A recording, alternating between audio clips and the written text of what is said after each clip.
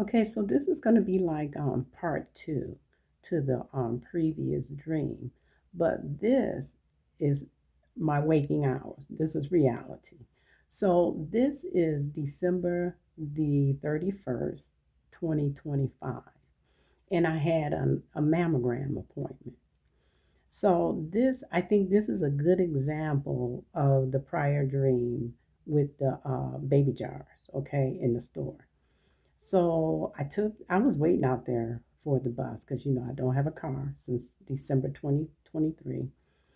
I'm waiting on the bus and it's going to come there about 10 to 8 because I have where I should be at the mammogram office at 8:30. And I'm waiting. I catch the bus all the time. And so I arrive there. The bus leave like the mall at 8:45 and they get to like where I am at about 8:52. It's there. Anywhere from 50 to 52. 52, there was no bus. 53, there's no bus. 55, there's no bus. And I'm like, if I walk from where I'm at, where I need to get there, it would be a 35, 40 minutes walk and I can make it there, right? But I'm be sweaty, I'm be everything. And this is Christmas Eve because I'm like, I thought the bus was going to run. I understand that it might be limited, runs in the day, but I thought it was going to run. I didn't know what to do. I kept shit. My mind. I'm thinking like, well, if I start walking and it comes, it's not going to stop the bus and pick me up, no matter how much I flag it down. I would have to go the whole course and get into the clinic. So I had to make a decision. And I just kept holding out and holding out. And I'm like, of all days, isn't that just the way it goes? Of all the days. Finally, I bet that bus got there at 8 o'clock. I looked down there and here come the bus. I was so happy to see it. I didn't even look down. The last time I looked, it was 7:55. But I bet it got there about 8. And I told him that I almost started work, walking when I got on the bus. And he just chuckled. So I get off, and right where I get off the bus, where I do my mammogram is right there. So I go in, and the door's there. The big board is there, huge board, tell you every room. I looked everywhere for this room number. I got my phone. I'm looking for, the room number. I could not find it. It's on the third floor. I'm looking for it's 340. I'm looking everywhere for it on this huge board. And I've been here boohoo times, never have a problem, but I know it's on the third floor. So I go up to the third floor and I'm looking, and I can't see any signs. I don't see anything, right?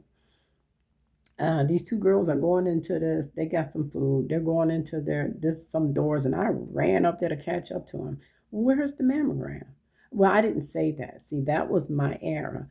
I said, "Where's radiology?" And they said, "Oh, that's on the first floor." And I say, I'm holding the phone. I said, "But it says 340 here on the third floor." And they said, It's on the first floor." So I go all the way down and then I see the radiology sign. So I go back. I think I even went to the board and looked again and couldn't see it. But I go to the radiology. I go up in there to get patient access in there. And I'm like, well, where is mammogram? And he said, oh, you got to go to the third floor. And I said, I was just up there. I couldn't find it. And these two ladies sent me down here. And so I'm saying, okay, thank you. I thought it was on the third floor. Thank you.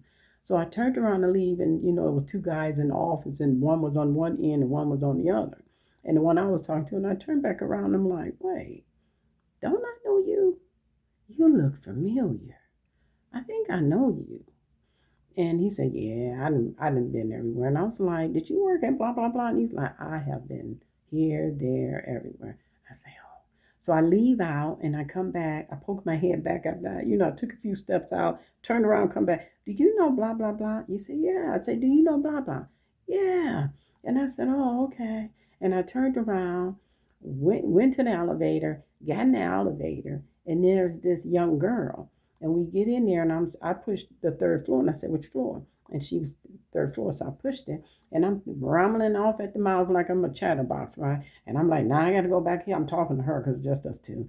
And I went up there and came back down, and when I turned, I just sensed she didn't know what I was saying. So I turned around to her, and she was doing the sign that she couldn't hear. And so I made sure I looked at her, right? And I was telling her I done went up, went back down, and now I'm going back up again. She's like, so we get off the elevator. She goes on. I go into the bathroom because by this time I gotta go to the bathroom. I go to the bathroom and I come out. I go in the room. There's this thing. I'm looking around. You got to sign your name. Then I go and sit down. The girl in the elevator is sitting there at the thing, and she's being helped, right? And guess who's standing next to her? The sign language, the sign interpreter. So the clerk, she would, do that, and then she would sign it to the girl, and the girl would answer and everything. They go sit down, and then I had to wait. Then I went up there, right, and did my stuff, and I came and sat down. So the story of this is I didn't think anything of it. So I hadn't done the mammogram, scared out my mind, right? It turned out to be, that's a story too. So I do the mammogram, I get ready to leave, and I wanted to go back and poke my head in there because by that time I done remembered the guy, done remembered his name, know exactly where I know him from. But when I go in there as patient access, there are so many people, it wouldn't be appropriate. You gotta leave. And I hate that. I hate when I can't end something and give closure. So I get all the way home and I'm like, well, what is the purpose of that? And it was not until the end of at night or about no, it could have been a little early on because I remember praying that night. It could have been like 12 or 1. I got home it was like 12 or 1 something. So it hit me about like 3 o'clock. The purpose of that, the only thing I can come up with, it was him. All that happened for him.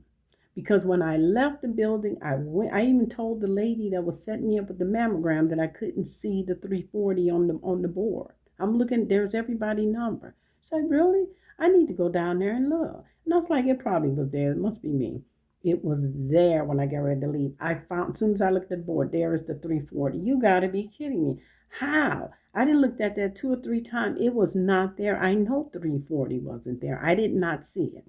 I went down every row, every number was there, but I saw 350 and it hit me at night. I was there for this particular person, right?